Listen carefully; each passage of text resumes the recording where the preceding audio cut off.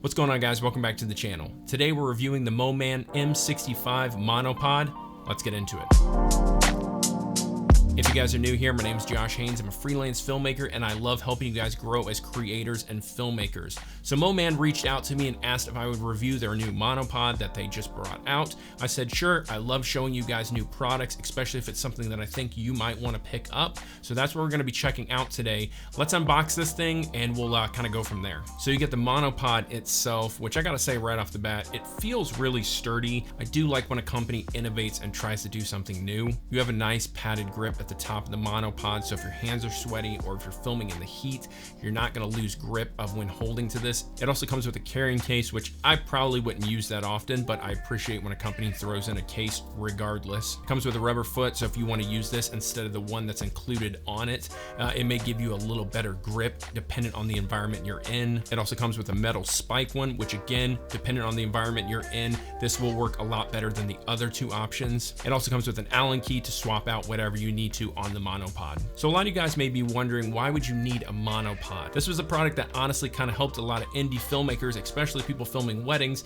because it could save your back and you could get those handheld shots or stable shots and really break it down really small, extend it, whatever you needed to do. Let's hit some of the specs here. So this thing can go all the way up to 65 inches tall. That's pretty tall. I'm a guy that's about 6'5", and most monopods, especially in this price range, do not go that tall. So I always wind up having to kind of lean down real low and try to get the shot that I need. So my back didn't hurt at all when I was out shooting all the test shots that I needed for this. The minimum size it goes down to is 18.5 inches, so it compacts pretty small compared to how long this thing can get. It's just over about 2 pounds between the monopod and the base itself. So if you take the base off, it's actually less than a pound, and it's got 5 tube sections that you can extend to make it longer or shorter, whatever you're needing. It says the payload is up to 22 pounds. Now, I don't know how much I would trust that, honestly. Up to 22 pounds, that's pretty hefty, but I do gotta say, I put my Blackmagic Pocket Cinema Camera 4K with the Sigma 16-35 on there. That's quite a bit of weight that I have in that, and putting it on the monopod, it handled it fine. I extended it all the way to the top. There was no wobble in the bottom. Even when it got really thin, there was no problem whatsoever. So that impressed me in itself. I don't know if I'd put 22 pounds on it, but for my need and what I'm shooting with, it worked fine. Let's talk about some pros and cons of this product. Pro number one is the price. For what you're getting, this is a really good product.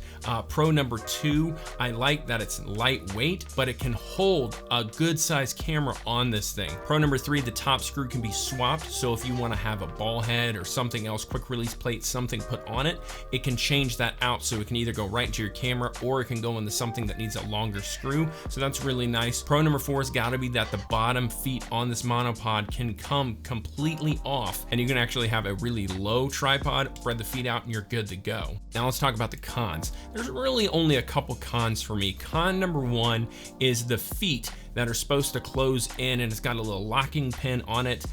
It doesn't really want to stay closed. I know it's kind of supposed to be spring loaded and it works well, but it kind of annoys me when I go to grab a product and the feet are kind of flopping around, and it just, I don't know, it kind of bothered me. That was kind of a con. It could have been constructed just a little bit better on that. Con number two has got to be the sections that you can extend.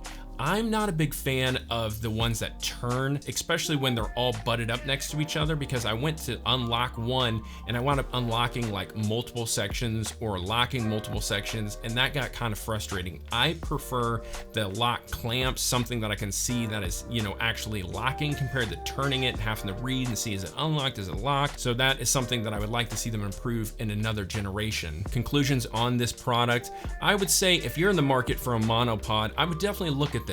I don't know how many people are actually needing monopods nowadays, especially with gimbals and easy rigs, which again, you're getting in the way more of a budget difference than what this is intended for. But if you're starting your wedding career out, you know, filming weddings or small venues, whatever you're doing, and you need something that's going to give you the stabilization of a tripod or anything like that, and you're not wanting to have a massive footprint, then I would definitely say check this product out. If you're not sure you need a monopod and all your gear seems to be working fine, then I would definitely hold off on picking up another product that you may not need or is gonna sit on your shelf. But if you're on the market for one, I would definitely consider checking this one out.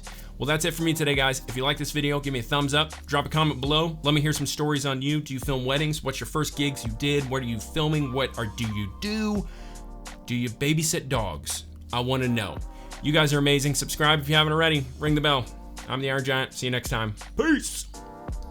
Today we're reviewing the Moman. Why can't I say Moman?